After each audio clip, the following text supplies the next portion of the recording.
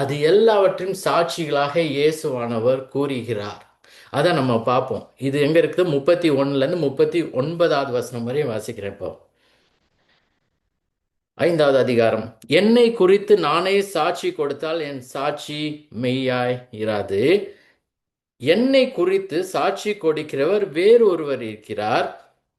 அவர் என்னை குறித்து கொடுக்கிற சாட்சி மெய்யான சாட்சி என்று அறிந்திருக்கிறேன். 33வது வசனம். நீங்கள் யோவானிடத்தில் அனுப்பி விசாரித்தீர்கள். அவன் சத்தியத்திற்கு சாட்சி கொடுத்தான்.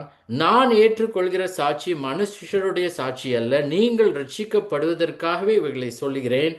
அவன், இது யோவான் ஸ்நானகன், எரிந்து பிரகாசிக்கிற விளக்காய் இருந்தான். நீங்களும் சில காலம் அவன் வெளிச்சத்திலே களி கூற மனதாய் இருந்தீர்கள். யோவானுடைய சாட்சியை பார்க்கிலும் மேன்மையான சாட்சி எனக்கு உண்டு. அது என்னவெனில், நான் நிறைவேற்றும்படிக்கு பிதாவானவர் எனக்கு கற்பித்ததும் நான் செய்து வருகிறதுமான கிரியைகளே பிதா என்னை அனுப்பினார் என்று என்னை குறித்து சாட்சி கொடுக்கிறது. 37. என்னை அனுப்பின பிதா தாமே என்னை குறித்து சாட்சி கொடுத்திருக்கிறார். நீங்கள் ஒரு காலம் அவர் சத்தத்தை கேட்டதும் இல்லை, அவர் ரூபத்தை கண்டதும் இல்லை. அவர் அனுப்பினவரை நீங்கள் விசுவாசியாதபடியால் அவருடைய வசனம் உங்களில் தரித்திருக்கிறதும் இல்லை. 39. வேத வாக்கியங்களை ஆராய்ந்து பாருங்கள், அவைகளால் உங்களுக்கு நித்திய ஜீவன் உண்டென்று எண்ணுகிறீர்களே. என்னை குறித்து சாட்சி கொடுக்கிறவர்களும் அவைகளே. சாட்சி, சாட்சி, சாட்சி. அதாவது இயேசுவானர் என்ன சொல்றன்னா, பல பேரும் அவரிடத்துல விசுவாசிக்கிறதுக்கு சாட்சிகள் வேணும் அப்படின்னு எண்ணம் கொண்டிருக்கிறார். எனக்கு கடவுள் ஏதாவது செஞ்சார்னா நான் அவரை விசுவாசிப்பேன். இயேசுவானவர் என்னிடத்துல பேசினார்னா விசுவாசிப்பேன். இப்படியே கண்டிஷன்ஸ் போடுறோம் இல்லையா பல பேரும். அதே மாதிரி தான் அவங்க கண்டிஷன்ஸ் போட்டாங்க. இங்கே இயேசுவானவர் சொல்றது, நான் சொல்றேன், நீங்கள் சாட்சியா என்னை ஏற்றுக்கொள்ள மாட்டீர்கள். அதனால யோவான் ஸ்நானகனை நான் சொல்றேன், அவனிடத்துல கொஞ்ச நாள் கேட்டீங்க, அதுக்கப்புறம் அவன் மரித்து போனான். அதுக்கப்புறம் இப்போ நான் இருக்கேன், என்னுடைய ஊழியம் இருக்கிறது. இப்போ நான் பல அற்புதங்கள் அடையாளங்களையும் செய்கிறேன், அதை பார்க்குறீங்க, அதுங்க சாட்சிகள். அதை வச்சாவது நீங்க விசுவாசிங்க. பிதாவானவரை சாட்சி கொடுக்கிறார், அவரை விசுவாசிங்க. வேத வாக்கியங்களை நீங்க பாக்குறீங்களே யூதர்களே, உங்களுக்கு பழைய ஏற்பாடு இருக்கே, மோசே சொன்னானே, நியாயப்பிரம், அதெல்லாம் வச்சிருக்கீங்களே, அதெல்லாம் படிக்கிறீங்களே, அவைகள் சாட்சி கொடுக்க, அதையாவது வச்சு நம்புங்க. கடைசியாக ரிஜெக்ஷன், ஏற்றுக்கொள்ளாதது. அது 40லேருந்து 47 பாருங்க, தொடர்ந்து நான் வாசிக்கிறேன். அப்படி இருந்தும், இந்த சாட்சிகள் இருந்தும், அப்படி இருந்தும் உங்களுக்கு ஜீவன் உண்டாகும்படி என்னிடத்தில் வர உங்களுக்கு மனதில்லை. Unwilling, refuse. நான் வரவே மாட்டேன், நீங்க என்ன வேணா சொல்லுங்க. இயேசுவானவரே என் கண் முன்னாலே நின்னாலும் நான் அவரை விசுவாசிக்க மாட்டேன். அந்த மாதிரியான மனது. It's hard as a rock.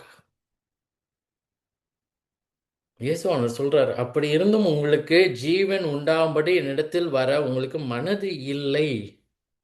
Chat statement. அந்த அன்வில்லிங் இருக்குல்ல, தட் இஸ் ரெஃப்யூஸ் அப்படின்னு இங்கிலீஷ்ல இருக்கும், மனது இல்லைன்னு இருக்கும். அந்த கிரேக்க வார்த்தையோட மீனிங் என்னன்னா நோ. அதான் meaning. Not, I am not coming. Refuse, முடியாது. நான் மனுஷரால் மகிமையை ஏற்றுக்கொள்கிறதில்லை, உங்களில் தேவ அன்பு இல்லை என்று உங்களை அறிந்திருக்கிறேன். பாருங்க என்ன மாதிரியான வார்த்தைன்னு இயேசுனிடத்திலிருந்து. தேவனிடத்துல அன்பு கிடையாது, ஏற்றுக்கொள்ள மாட்டீர்கள், மனது இல்லை, அன்வில்லிங், ரெஃப்யூஸ். நான் என் பிதாவின் நாமத்தினாலே வந்திருந்தும் நீங்கள் என்னை ஏற்றுக்கொள்ளவில்லை. I have come in my father's name and you do not receive me. வேறொருவன் தன் சுய நாமத்தில் வந்தால் அவனை ஏற்றுக்கொள்கிறீர்கள். தேவனாலே மாத்திரம் வருகிற மகிமையை தேடாமல் ஒருவரால் ஒருவர் மகிமையை ஏற்றுக்கொள்கிற நீங்கள் எப்படி விசுவாசிப்பீர்கள்? பிதாவின் இடத்தில் நான் உங்கள் மேல் குற்றம் சாட்டுவேன் என்று நினையாதிருங்கள், நீங்கள் நம்புகிற மோசேயே உங்கள் மேல் குற்றம் சாட்டுவான். என்ன சொல்றாரு வேத வசனம்? The scripture will speak against you.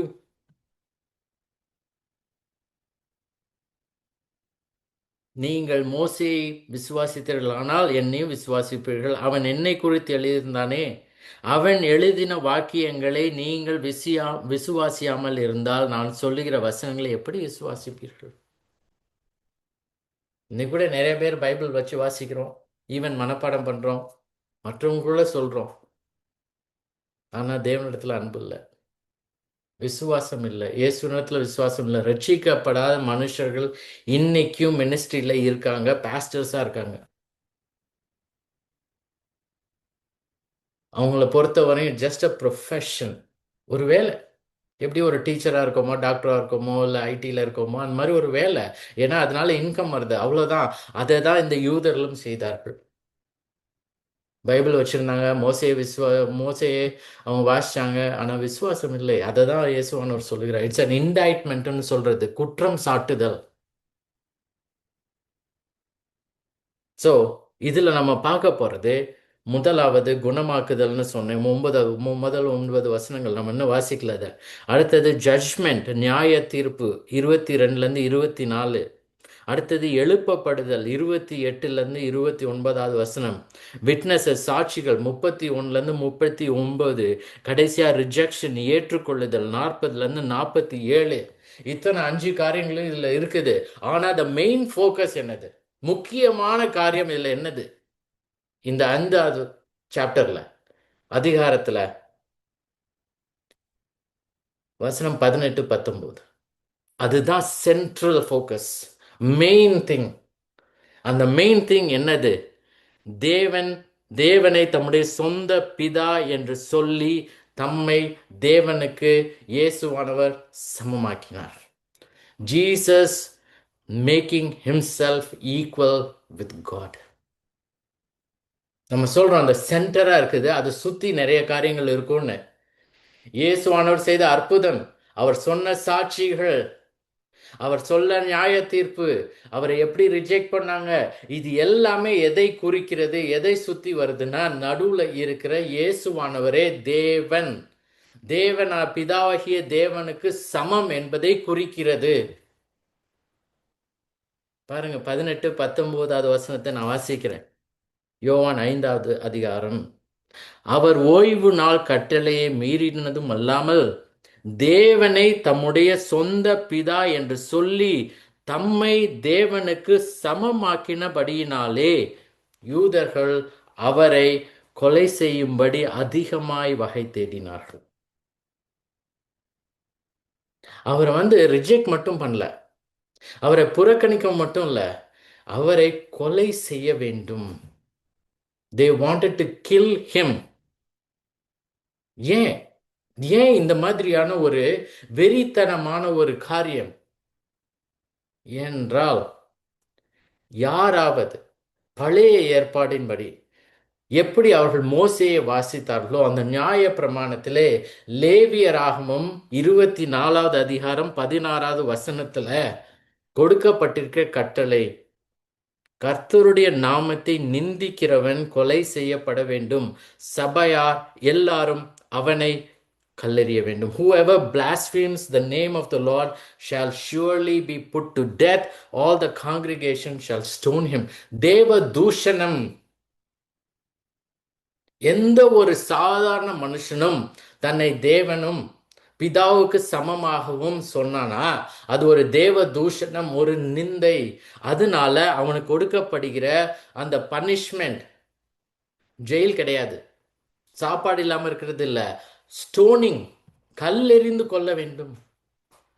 அதனால இந்த யூதர்களை பொறுத்தவரையும் இயேசுவானவர் பிதாவுக்கு சமமாக தன்னை கருதினதினால் அவர்களை பொறுத்தவரையும் இது தேவ தூஷணம். அதனாலே அவரை கொலை செய்ய வேண்டும். இன்னைக்கு நிறைய பேர் சொல்லுவாங்க, எங்க இயேசுவானவர் பைபிள்ல பாக்குறீங்க, தான் தான் கடவுள்னு சொன்னாரு, தான் தான் தேவன் சொன்னாரு, அப்படி சொல்லலையே அப்படின்னு. கரெக்ட், இயேசுவானவர் எங்கேயுமே தன்னை தேவன், நானே தேவன் என்று சொல்லவில்லை.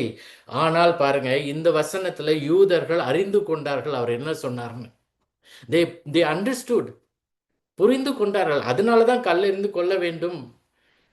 அது மட்டும் இல்லாம யோவான் 10வது அதிகாரத்துக்கு போங்க. 10வது அதிகாரம் 33வது வசனத்துல பாருங்க. யோவான் 10:33. 30வது வசனத்துல இயேசுவானவர் சொன்னது, நானும் பிதாவும் ஒன்றாய் இருக்கிறோம் என்றார். நான் 31ல இருந்து வாசிக்கிறேன். அப்பொழுது யூதர்கள் மறுபடியும் அவர் மேல் கல்லெறியும்படி கல்லுகளை எடுத்து கொண்டார்கள். யோசிச்சு பாருங்களேன் இந்த சீனை. கல்லு, பிசிக்கலி கல்லை எடுத்து அவர் மேல தூக்கி எறிந்து கொல்ல வேண்டும் என்று எல்லாரும், ஒருத்தர் ரெண்டு பேர் இல்ல, நிறைய பேர் கல்லெறியணும்னு. இயேசு அவர்களை நோக்கி, நான் என் பிதாவினாலே அநேக நற்காரியங்களை உங்களுக்கு காண்பித்தேன், அவைகளில் எந்த கிரியை நிமித்தம் என் மேல் கல் எறிகிறீர்கள் என்றார். அதுக்கு யூதர்கள் அவருக்கு பிரதியுத்தரமாக, the Jews answered him, நற்கிரியை நிமித்தம் நாங்கள் உன்மேல் கல் எறிகிறதில்லை, நீ மனுஷனாய் இருக்க உன்னை என்ன போட்டிருக்கு பாருங்க, தேவன் என்று சொல்லி இவ்விதமாக தேவ தூஷணம் செய்யும்படிக்கு சொல்லும்படிக்கு உன்மேல் கல்லெறிகிறோம் என்றார்கள்.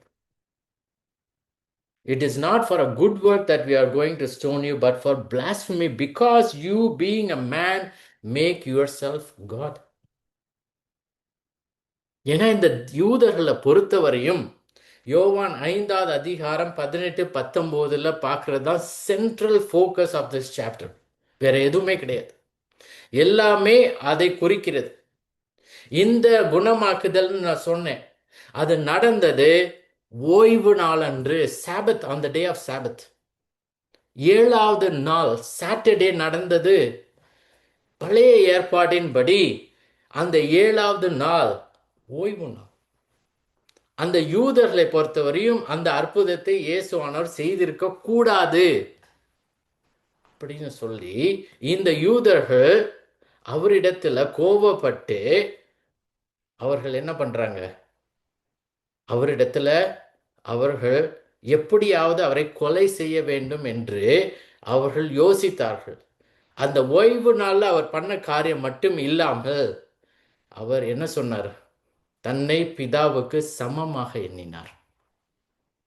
This is the focus of this chapter. So இன்னைக்கும் நமக்கு முன்பாக இருக்கிற கேள்வி, இயேசுவானவர் யார்? அவர் பிதாவுக்கு சமமானவரா? அப்படியானால் அவர் என்னது, தேவன் என்று சொல்லுகிறார். அது உண்மையா? அவர் சொல்றது உண்மையா இருந்தால் அவரை விசுவாசிக்க வேண்டும்.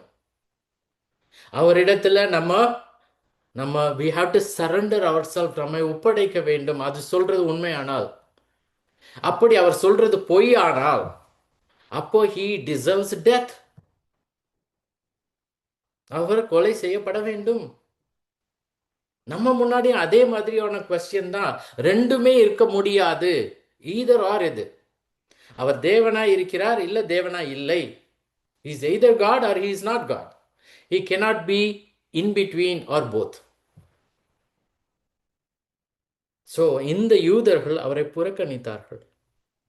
இப்போ இந்த 5வது சாப்டர், இந்த 5வது அதிகாரத்தை 2 பகுதிகளாக பிரித்து கொள்ளலாம். ஃபர்ஸ்ட் முதல் 18 வசனங்கள், it is an opportunity to celebrate, occasion to celebrate, கொண்டாடுவதற்கான ஒரு நிகழ்வு. இது நடக்கிறது. இந்த முதலாவது நம்ம பார்க்க போறது ஒரு அற்புதம். அது நடந்தது ஒரு பண்டிகையின் போது, அது ஒரு செலிப்ரேஷன். அது மட்டும் இல்லாம ஒரு அற்புதம் நடந்ததே ஒரு celebration. So it is an occasion to celebrate. 19-47 அடுத்த பகுதி, opportunity to confess. இவ்வளவு தூரம் இந்த யூதர்கள் அவரை வெறுத்தார்கள், புறக்கணித்தார்கள், அவரை கொலை செய்ய கூட பண்ணும்படி வகை தேடினார்கள். அப்படி இருந்தும் இயேசுவானவர் அவர்களிடத்துல பேசி அவர்கள் விசுவாசிக்க வேண்டும், தன்னை யார் என்று அறிக்கையிட வேண்டும் என்ற ஒரு opportunity he gave, occasion to confess, ஒரு சந்தர்ப்பத்தை கொடுத்தார். முதலாவது பகுதி 18 வசனங்கள் it is about a physical healing of a man. உடல் ரீதியாக இந்த மனுஷன் வியாதிப்பட்டிருந்தான், அவனுக்கு சுகம் கொடுத்தார். இட்ஸ் அ பிசிக்கல் ஹீலிங் நம்ம பார்ப்போம். ஆனால் அதுக்கப்புறம் நடக்கிறது எல்லாம் it is not about physical healing. உடல் ரீதியான காரியங்கள் இல்லை. அவர் பேசுகிறது எல்லாமே, கற்றுக் கொடுத்தது எல்லாமே மனுஷர்கள் அவருடைய ஆத்துமா சுகம் அடைவது பற்றி. Spiritual healing. Physical healing leads into spiritual healing. உடல் ரீதியாக செய்த குணமடைதல், மக்கள் அங்க இருந்த மக்கள் அந்த குணமடைந்த அந்த அந்த மனுஷனுடைய ஆத்துமாவும் சுகப்பெற வேண்டும் என்று இயேசு சொன்னது. ஸோ இப்போ இந்த முதலாவது 9 வசனங்களை நான் வாசிக்கிறேன். அதில் தான் நடக்கிறது இந்த ஹீலிங். இவைகளுக்கு பின்பு யூதருடைய பண்டிகை ஒன்று வந்தது. அப்பொழுது இயேசு எருசலேமுக்கு போனார். இப்ப பாருங்க, அவர் இருந்தது எங்க? கலிலேயாவில். ஞாபகம் இருக்கா? நாலாவது அதிகாரத்தில் முடிகிறப்ப எங்க இருந்தார்? கானாவூர்ல தான் நடந்தது.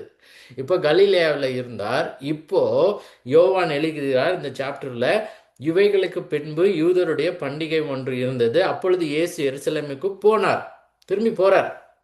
ஏற்கனவே அவர் எருசலேமுக்கு போயிருந்தார் இல்லையா? கானாவூர் ஃபர்ஸ்ட் அற்புதம் செஞ்சுட்டு, கலிலேயாவில் இருந்த கானாவூர்ல செஞ்சுட்டு, கப்பர்நகூமுக்கு போய் அங்கிருந்து எருசலேமுக்கு போனார். பஸ்கா பண்டிகையை ஆசரித்தார். பல மாதங்கள் அங்கே இருந்தார். யூதேயா தேசத்திற்கு போனார். சமாரியாவுக்கு வந்தார். கலிலேயாவுக்கு கானாவூருக்கு திரும்பி வந்தார். அற்புதத்தை செஞ்சார். இப்போ திரும்பியும் செகண்ட் ட்ரிப் எருசலேமுக்கு போகிறார். ஒரு பண்டிகை. எபிரேய பாஷையிலே பெதஸ்தா எனப்பட்ட ஒரு குளம் எருசலேமில் ஆட்டு வாசல் அருகே இருக்கிறது. அதற்கு 5 மண்டபங்கள் உண்டு.